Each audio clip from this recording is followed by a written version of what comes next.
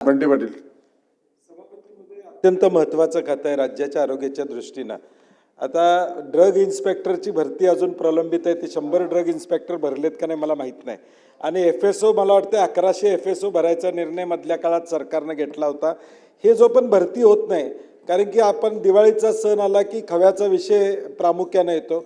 आणि माझी मंत्री महोदयांना विनंती आहे, आपण नव्यानं हा कारभार हा पदभार त्या स्वीकारलेला आहे, परंतु थोडं दूध हे अत्यंत महत्त्वाचा विषय या राज्याच्या दृष्टीने सभापती महोदय मान्य करतील।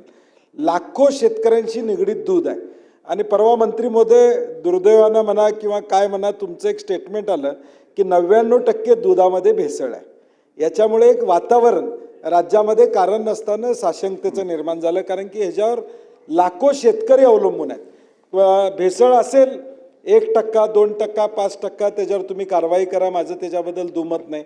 परंतु ज्यावेळी अन्न औषध प्रशासन मंत्री ज्यावेळी बोलतात की 99% भेसळ आहे, त्यावेळी जे चांगले त्यांच्यावर देखील परिणाम होतो। तुम्ही त्यामुळं बोलण्याच्या ओघात कदाचित बोलला असतील, मुद्दाम थोडंच कोण बोलत नाही बोलण्यात। तर माझी विनंती आहे की, कारण की हा डायरेक्ट शेतकऱ्याशी संबंधित आहे, त्यामुळे ते माझा प्रश्न आहे की भरती कधी होणार आणि अशा ज्या पद्धतीनं काही कुठं चुकीच्या गोष्टी होऊ नयेत याची काळजी आपण घ्यावी।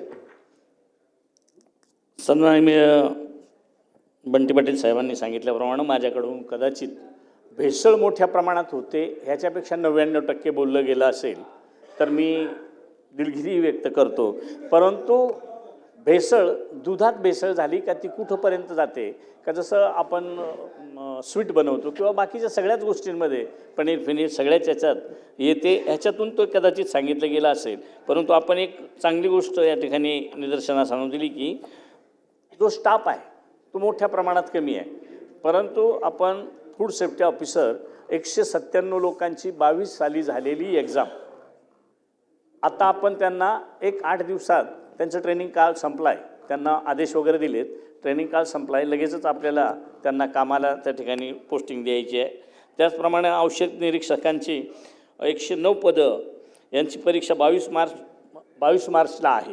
म्हणजे हळूहळू करत आपण तो स्टाफ तसा तो तेवढा जरी घेतला तरी ते जे काही आकृतीबंध आहे हा फार पूर्वीचा आहे, आता खूप मोठ्या प्रमाणात गरज आहे, परंतु नाही त्याच्यात मोठ्या प्रमाणात भरती करतोय आपण। आणि 197 लोक आल्यानंतर पुन्हा प्रश्न येणार आहे तो लॅबचा, कारण आपल्या राज्यात 3च लॅब आहेत।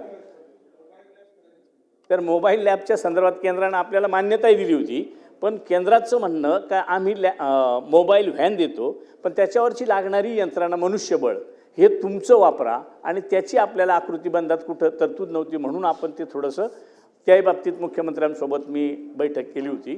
तर त्यांचा ग्रीन सिग्नल त्या ठिकाणी महोदयांचा आहे।